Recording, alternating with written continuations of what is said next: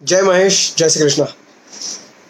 विदर्भ प्रादेशिक माहेश्वरी युवा संगठन द्वारा आयोजित टैक्स की छोटी छोटी बातें, इस अनोखे टैक्सेशन और फाइनेंस के अवेयरनेस सेशन में मैं आप सभी का बहुत बहुत स्वागत करता हूं।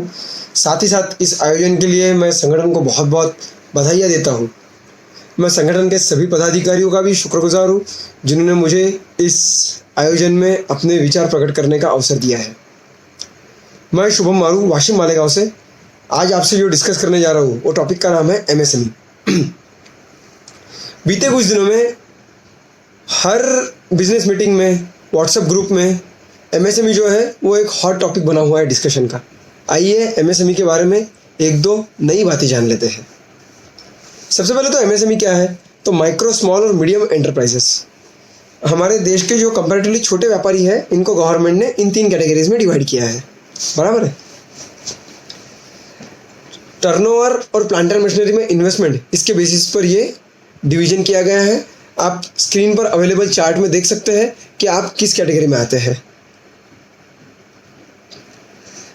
हमारे देश के ये जो एमएसएमई जो है, इन एमएसएमईज को पेमेंट की दिक्कत ना हो, आर्थिक दिक्कतें पैदा ना हो, इसके लिए गवर्नमेंट ने क्या किया, ये कायदा बनाया है। और इस एक्ट के अंदर में उन्होंने क्या कहा है कि भैया अगर आपका एमएसएमई के साथ में अगर रिटर्न एग्रीमेंट है तो मैक्सिमम 45 दिन में आप उनको पेमेंट कर दीजिए, और अगर रिटर्न एग्रीमेंट नहीं है तो आपने मैक्सिमम 15 दिन के अंदर में उनको पेमेंट कर देना चाहिए।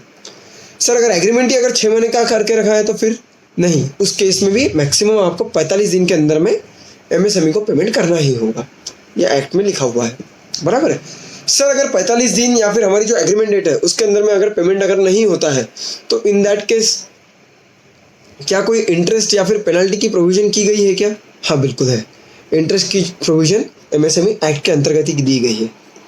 एमएसएमई को आप अगर उसकी ड्यू डेट के अंदर अगर पेमेंट नहीं करते, मान लीजिए आपका किसी के साथ में 45 दिन का एग्रीमेंट है, 45 दिन में भाई साहब ने आपको पेमेंट किया नहीं है, सामने वाला आपने वो पेमेंट कर रहा है 60 दिन बाद, बराबर है, तो 15 दिन लेट पेमेंट किया है।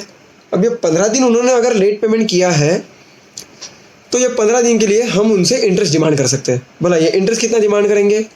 आरबीआई जो बैंक रेट डिस्क्लोज करती है या फिर आरबीआई जो बैंक रेट देती है उस बैंक रेट को मल्टीप्लाई करना है 3। आप अभी स्क्रीन पर देख सकते हैं कि आरबीआई ने जो नोटिफाई जो किया है बैंक रेट वो है 6.75% आज की तारीख में। इसको मल्टीप्लाई करना है 3, मतलब 20.25% हो गया।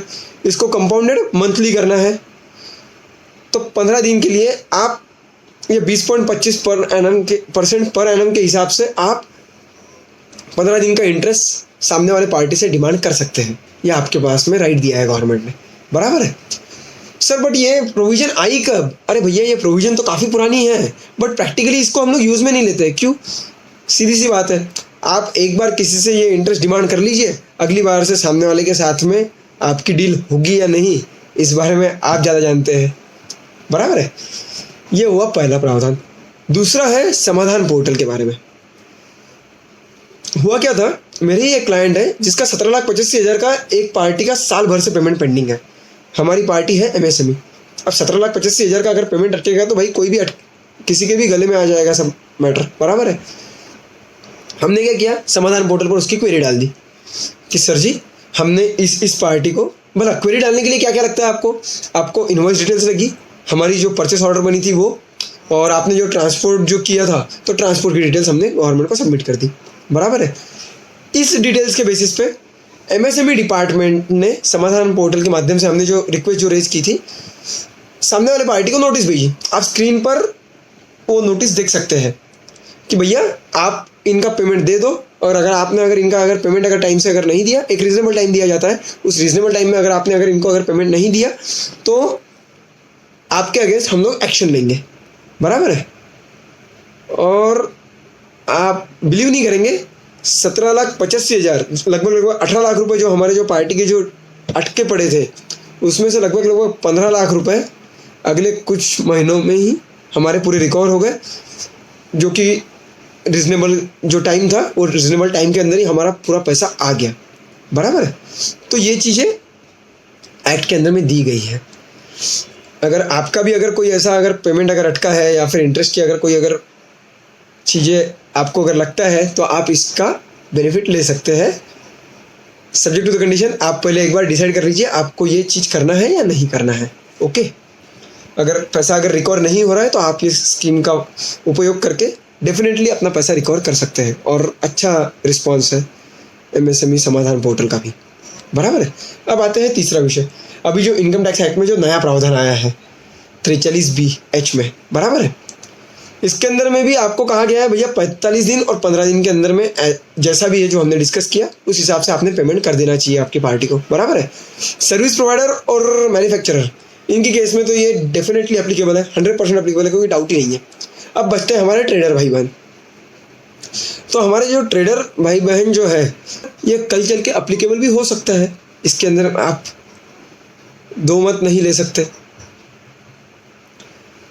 इसके लिए मैं आपसे कहूँगा कि आप आपके जो टैक्स कंसल्टेंट है, आपके जो CA है, उनसे जाकर डिस्कस करिए, और आपके किस किस व्यापारी को आपने 45 दिन 15 दिन जो भी क्राइटेरिया है वो क्राइटेरिया के हिसाब से पेमेंट कर देना चाहिए, इसकी जानकारी ले लीजिए। अभी कुछ आखिरी के कुछ दिन बचे हैं मार्च महीने के, और आपको अगर ये प्रोविज़न अगर एप्लीकेबल होती है तो आपको टैक्स लायबिलिटी ह्यूज आ सकती है, बहुत ज़्यादा टैक्स लायबिलिटी आपको आ सकती है। तो उस टैक्स लायबिलिटी से बचने की कोशिश करिए। MSME के ऊपर डिस्कस करने के लिए मेरे पास काफ़ी सारे मुद्दे हैं, काफ़ी सारे विषय हैं जिसके बारे में मैं आपसे बात कर सकता हूँ, काफ़ी सारी स्कीम्स है, सब्सिडीज़ है, बट समय की मांग यही है कि मैं अपनी वाणी को यहाँ पर विराम दूँ। और ऐसा ही इसका जो सेकंड सीज़न आएगा या फिर विदर्भ प्रादेशिक युवा संगठन द्वारा कोई अगर योजना आती है या फिर कोई नया प्रयोजन किया जाता है तो उसके अंदर मैं आपसे इसके ऊपर मैं और भी डिस्कस करने की कोशिश करूँगा, और आपके साथ नई चीज़ें साझा करने की ज़रूर कोशिश करूँगा। फिर से एक बार संगठन का मैं बहुत बहुत शुभकामनाएं देता हूँ, बहुत बहुत आभारी हूँ, उन्होंने यह आयोजन किया है। और आप सभी को जय महेश।